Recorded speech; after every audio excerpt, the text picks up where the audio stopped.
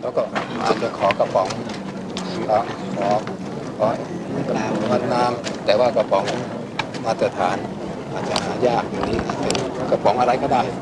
ขอให้วัดได้น้ำฝนเท่าไหร่ภายใน24 ชั่วโมงอันนี้จะเป็นวิธีที่จะทราบ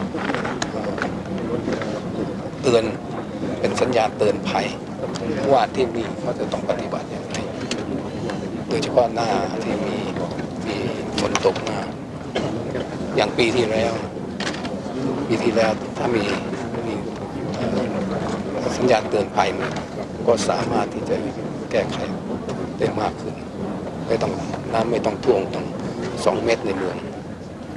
ก็ง่ายๆช่วยบอกไปตำรวจชายแดนนี่ก็ดูทุกแห่ง